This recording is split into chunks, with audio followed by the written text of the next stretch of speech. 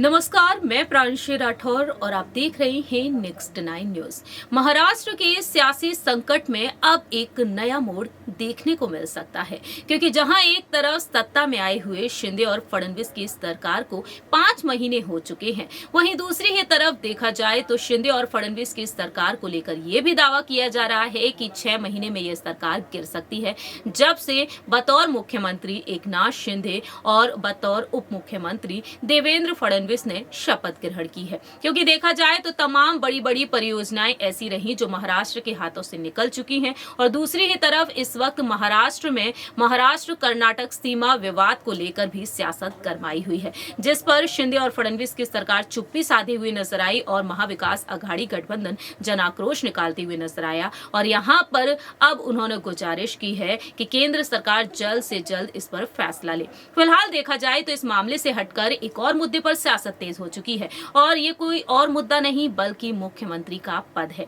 जी हाँ, मुख्यमंत्री पद की दावेदारी को लेकर अभी से यहाँ पर सभी पार्टियां तमाम बड़े बड़े ऐलान कर रही हैं। शिवसेना के प्रमुख उद्धव ठाकरे, जिन्होंने साफ तौर पर कह दिया कि आने वाले समय में महाराष्ट्र में शिवसेना की ही सरकार बनेगी, और दूसरी ही तरफ उन्होंने ये भी कहा कि एक महिला को मुख्यमंत्री होना चाहिए। तब से उनकी पत्नी रश्मि ठाकरे का नाम चर्चा में बना हुआ है। ऐसे में देखा जाए तो यहाँ पर एकनाथ शिंदे ने भी यही दावा किया कि आने वाले समय में जितने भी चुनाव होंगे उनमें वह जीत हासिल करेंगे। लेकिन बात यहाँ पर की जाए भविष्य के बारे में तो कहीं ना कहीं देवेंद्र फडणवीस को यहाँ पर बतौर मुख्यमंत्री भी देखा गया है। हाल ही में यहाँ पर बीजेपी के वरिष्ठ नेता प्रदेश इकाई अध्यक्ष चंद्रशेखर बावनकुले ने कहा कि उनके कार्यकाल में देवेंद्र फडणवीस ही मुख्यमंत्री होने चाहिए और उनके मुख्यमंत्री रहने से यहाँ पर विकास देखने को मिलेगा। लेकिन दूसरी ही तरफ कहीं ना कहीं बीजेपी यहाँ पर देवेंद्र फडणवीस से उप मुख्यमंत्री का पद भी छीन सकती है। आखिरकार ऐसा क्यों, किस वजह से? ऐसा हम नहीं बल्कि बीजेपी की तरफ से ही बयान सामने आया है, और ये बयान दिया है यहाँ पर बीजेपी के ही एक वरिष्ठ नेता ने। जी हाँ, जानकारी के लिए आपको बता दें कि उप मुख्यमंत्री पद अब खतरे में पड़ता हुआ नजर आ रहा है देवेंद्र फडणवीस के लिए। उन्हें खुली चेतावनी दे दी गई है, और ये चेतावनी किसी और ने नहीं बल्कि बीजेपी के वरिष्ठ नेता डॉक्टर सुब्रमण्यम स्वामी ने दी है। उन्होंने कहा कि अगर फडणवीस ज्यादा बोलेंगे तो वह उप मुख्यमंत्री भी नहीं रहेंगे।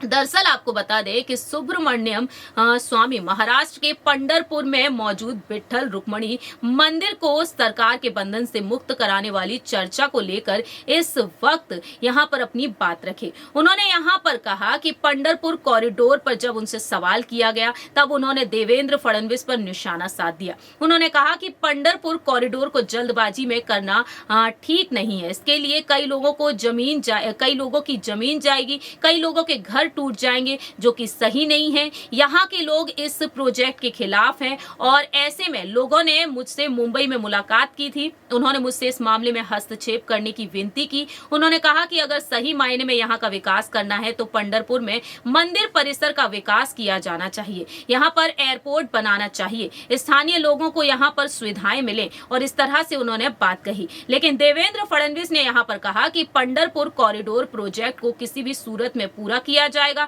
चाहे इसमें कोई भी कितना भी अड़ंगा लगाने की कोशिश करे, और इसी वजह से स्वामी ने उन्हें चुनौती दे दी है। उन्होंने कहा ये प्रोजेक्ट नहीं होगा। अगर यहाँ पर फडणवीस को इतनी जल्दी है, जल्दी क्यों है? विकास करना है तो यहाँ की चंद्रभागा नदी का विकास करें, उसे शुद्ध करें, कॉरिडोर के नाम पर उसको नोटिस भेजो, ये नहीं चलने वाला है। सुब्रमण्यम स्वामी ने यहाँ पर केंद्र सरकार पर भी आरोप लगा दिया।